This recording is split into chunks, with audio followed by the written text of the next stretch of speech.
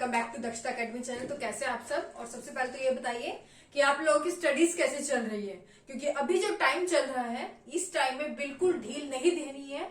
ये अभी जो है आपके एग्जामिनेशन का भी पीक टाइम चल रहा है। आप अगर आपको पता होगा इतनी सारी अब नोटिफिकेशन आ रही है, सारे एग्जाम जो है गवर्नमेंट के द्वारा एक एक करके जो है कराए जा रहे हैं। तो अब बिल्कुल ढीले मत पड़िए। सर्दियां आ रही है तो सुस्ती जरूर चढ़ती है, लेकिन आपको फोकस्ड होकर अपनी जो है प्रिपरेशन करनी है। तो चलिए, इसी सीरीज में आज एनवायरमेंट सीरीज हम कर रहे थे, जिसमें आज का जो हमारा नेक्स्ट टॉपिक है वो है आपका एसिड रेन या अम्ल वर्षा। तो क्या होती है एसिड रेन?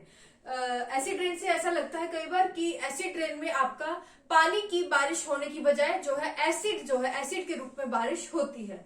तो कुछ इसी तरह से मतलब है आपका एसिड रेन या अम्ल वर्षा से। तो क्या होता है अम्ल वर्षा, पूरा हम अच्छे से जानेंगे वीडियो में। तो वीडियो को लास्ट तक जरूर देखिएगा, क्योंकि बीच में कई इंपॉर्टेंट पॉइंट है जो मैं आपके साथ डिस्कस करूंगी। वीडियो अगर अच्छी लगती है, आपको लगता है हम आपके लिए मेहनत कर रहे हैं, तो प्लीज लाइक करने में कंजूसी मत करें। लाइक कर ले, सब्सक्राइब कर ले और अपने फ्रेंड्स के साथ शेयर करना मत भूलिए। तो एसिड रेन क्या है? सबसे पहले तो जो आपकी नॉर्मल वाटर होता है उसका पीएच कितना होता है?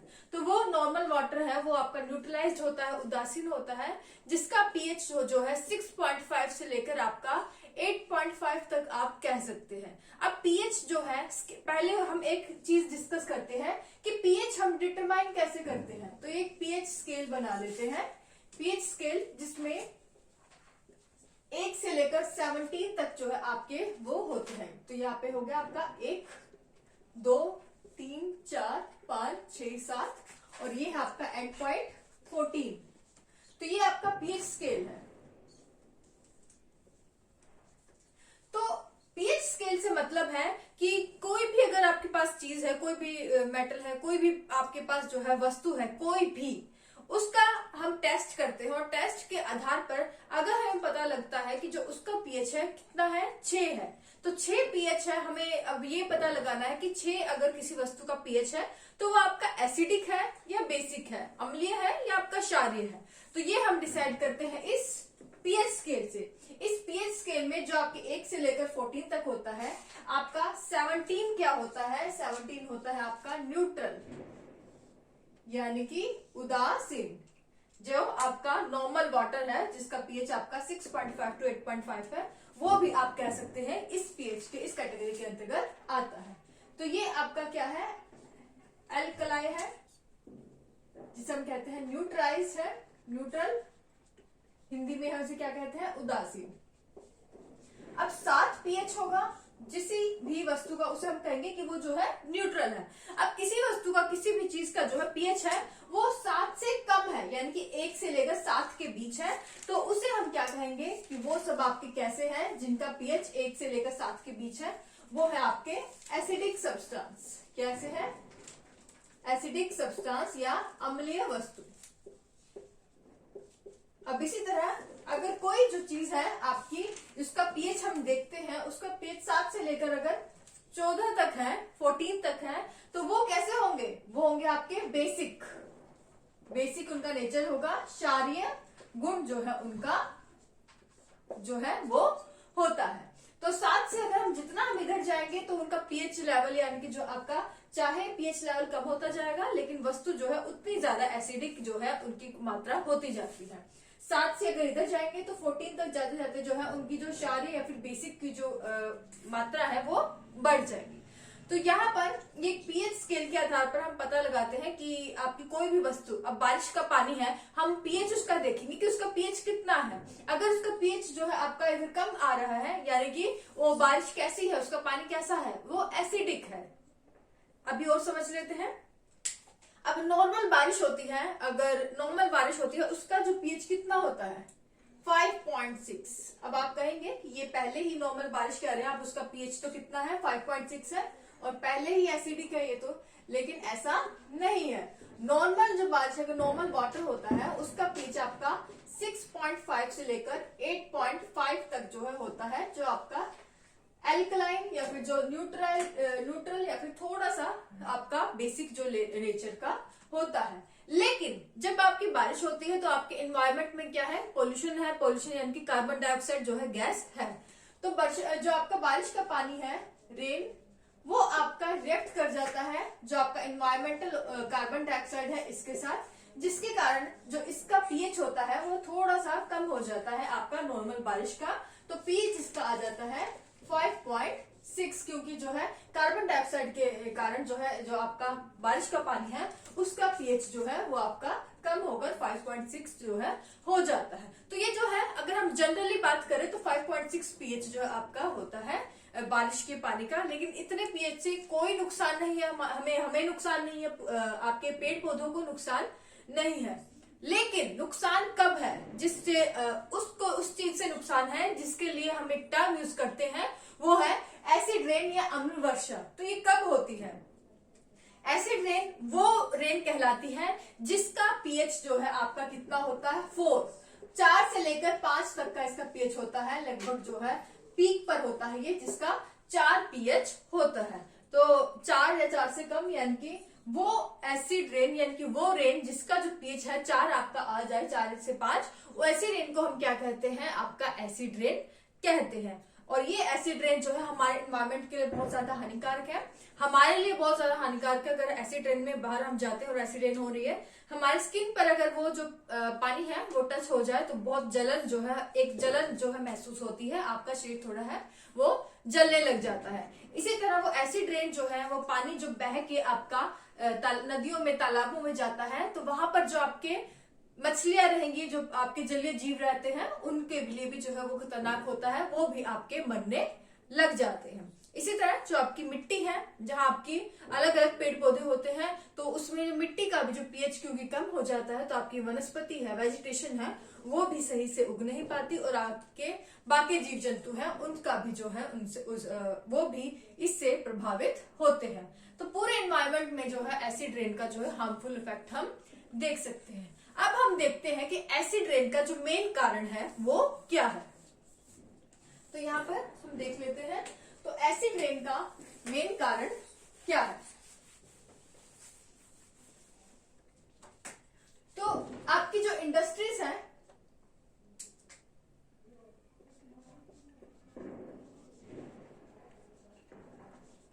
वो आपका हमें पता है कि काफी पोल्यूशन जो है उनकी वजह से हमारे एनवायरमेंट में होता है, और इसी पोल्यूशन में आपकी एक गैस होती है SO2, जो कि हमारे इंडस्ट्रीज, फैक्ट्रीज से जो है वो निकलती है। इसी तरह जो आपके वाहन है, व्हीकल्स है, आपके कार है, मोटरसाइकिल है, या फिर जो भी बाकी अन्य है, ट्रक है, इनसे जो आपका व्हीकल्स है या फिर और अदर मतलब और भी सोर्स हो सकते हैं, जिनसे एक हार्मफुल गैस निकलती है जो है आपकी नाइट्रस ऑक्साइड NO2। तो ये जब NO2 और SO2 जब हमारे एनवायरमेंट में आ जाती है, और ये जो है क्या करती है, आपके एनवायरमेंट में आपके जब ऊपर की सरफेस में जाती है, तो आपके जो ऊपर वाटर वेपर्स है, वाटर वेपर्स के साथ ये जो दोनों गैस है वो रिएक्ट कर जाती है। तो अगर वाटर वेपर्स के साथ आपकी SO2 गैस जो है रिएक्ट की है, तो water vapour plus SO2 gas जो कि एनवायरमेंट में मौजूद है, इससे आपके वहां पर आपका ऊपर जो है आपका बादलों में एक जो है कंपाउंड बनता है, जिसका क्या नाम है, सल्फ्यूरिक एसिड। और जब ये जो आपके वाटर वेपर्स बारिश के रूप में जो है आपके धरती पर आते हैं, तो उसके साथ आपकी धरती पर क्या आता है, सल्फ्यूरिक एसिड, जो कि बारिश के रूप में आता है। और ये सल्फ्यूरिक एसिड जो है, ये जो है मेन रीजन है कि ऐसे बारिश को हम क्या कहते हैं, एसिड रेन। तो एसिड रेन में एक जो मेन सोर्स है, जिसके कारण जो आपका रेन का वाटर जो है आपका क्या है, एसिडिक हो गया है, जिसके कारण हम एसिड रेन कहते हैं, उसका मेन सोर्स आपका क्या है, क्यों कह रहे हैं, क्योंकि उसमें क्या है, सल्फ्यूरिक एसिड पाया जाता है, जो कि SO2 जो कि एनवायरमेंट में मौजूद था, वो वाटर वेपर्स जो के साथ जो है रिएक्ट करके जब वापस धरती पर आता है, वो सल्फ्यूरिक एसिड के रूप में आता है। तो ऐसी बारिश जो यहाँ पर होगी भारत में या फिर कहीं भी वर्ल्ड में, उसे हम क्या कहेंगे, एसिड रेन कहते हैं। इसी तरह अगर इन्वायरमेंट में NO2 जो है मौजूद है, ये अगर आपका एटमॉस्फेयर में वाटर वेपर के साथ जो है रिएक्ट करेगा, वाटर के साथ रिएक्ट करेगा, तो ये क्या बनाएगा, ये बनाएगा आपका नाइट्रिक एसिड, नाइट्रिक अम्ल HNO3, के रूप में। तो ये नाइट्रिक एसिड जब बारिश होगी तो ये भी आपका वर्षा के जल के साथ जो है जब धरती पर आएगा तो ये आपका जो है एसिड रेन जो है कहलाएगा। वो एसिड रेन जो कि अपने साथ नाइट्रिक एसिड या सल्फ्यूरिक एसिड दोनों में से कोई भी जो है एक आपका एसिड के रूप में धरती पर जो आती है, ऐसी बारिश को हम क्या कहते हैं? ऐसी बारिश को हम क्या कहते हैं? एसिड रेन या अम्ल वर्षा कहते हैं। तो अम्ल वर्षा के लिए जो दो चीजें जो आपके जिम्मेदार हैं वो कौन कौन सी है? सल्फ्यूरिक एसिड और नाइट्रिक एसिड। तो ये दो जो मेन चीजें हैं आपके होती है किसमें? Acid rain.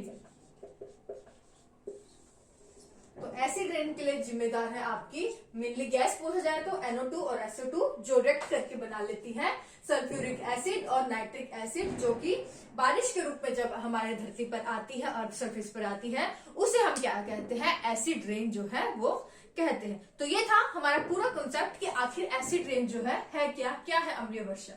अब मैनेजमेंट क्या है, हम कैसे बचा सकते हैं कि ना हमारा एनवायरमेंट जो खराब ना हो एसिड रेन की वजह से। तो एक एक करके हम देखें तो सबसे पहले तो जो आपके फॉसिल फ्यूल्स है, डीजल है, पेट्रोल है, इनको हम चेंज कर सकते हैं हमारे जो प्राकृतिक नेचुरल सोर्स है जैसे कि आपके सनलाइट से। तो उससे हम जो है इन्हें रिप्लेस कर सकते हैं जिससे कि हमारा जो एनवायरमेंटल पॉल्यूशन है इन गैस एनवायरमेंटल पॉल्यूशन की वजह से ऐसी गैसें एनवायरमेंट में जो है आपके आए ही ना। दूसरी चीज, ऐसी इंडस्ट्रीज, ऐसी फैक्ट्रीज जो बहुत पुरानी हो चुकी हैं वो आपने सुना होगा वो जो है एनवायरमेंट में ज्यादा पोल्यूशन जो है क्रिएट करती है। तो ऐसी पुरानी फैक्ट्रीज को, जैसे आपकी कोयला इंडस्ट्रीज है, ऐसी पुरानी फैक्ट्रीज को जो है आपका बंद कर देना चाहिए। दूसरा आप कह सकते हैं कि अगर ये एसिड रेन है, अगर आपकी सरफेस पे आ गई है, अगर आपको लगता है कि एसिड रेन हो चुकी है, उसके बाद आपके वाटर सरफेस में जा रहा है वो पानी, आपकी जो मिट्टी है उसे खराब कर रहा है, तो हम एसिड रेन जो कि वहां पर किसी भी तालाब में जमा हुई है कि कोई पानी आपका अगर जमा हो जाता है उसको हम न्यूट्रलाइज कर दे, यानी कि उसमें ऐसा कुछ मिला है जिसका जो उसका पीएच है उसको हम थोड़ा बढ़ा दें ताकि उसका जो एल्कलाइन, उसका क्षारीय जो नेचर है थोड़ा सा हो सके। तो उसके लिए हम जो कैल्शियम ऑक्साइड जैसी जो आपके सब्सटेंस होते हैं उससे हम एसिड रेन के जो साथ मिला सकते हैं जिससे कि उनका पीएच जो है हम बढ़ा सके। इसके अलावा एक और सोर्स हो सकता है कि हम अपनी कोशिश करें कि मैक्सिमम से मैक्सिमम हम क्या करें? पब्लिक व्हीकल्स जो है यूज करें, अपने जो पर्सनल व्हीकल्स हम ज्यादा यूज ना करें। अगर सब हम ये कोशिश करें कि जब तक हमें बहुत ज्यादा जरूरत ना हो हम कोशिश करें कि पब्लिक व्हीकल्स ही यूज करें ताकि जो है एनवायरमेंटल पॉल्यूशन को कम करने में हमारी भागीदारी हो सके। तो ये सब कुछ पॉइंट्स थे जिसमें हम कह सकते हैं कि ये सब करके हम एसिड रेन के जो मात्रा है एसिड रेन की उसे हम कम कर सकते हैं। तो ये था आज का हमारा पूरा टॉपिक, क्या है एसिड रेन, क्या इसका पूरा कॉन्सेप्ट है, क्यों इसे हम एसिड रेन कहते हैं, कैसे हम इसके दुष्प्रभाव को कम कर सकते हैं, ये सब हमने आज की वीडियो में देखा। तो उम्मीद करती हूँ आपको वीडियो पूरी समझ में आ गई हो। कोई डाउट रह गया हो तो आप मुझे नीचे कमेंट सेक्शन में पूछ सकते हैं। आज के लिए बस इतना ही। Thank you so much.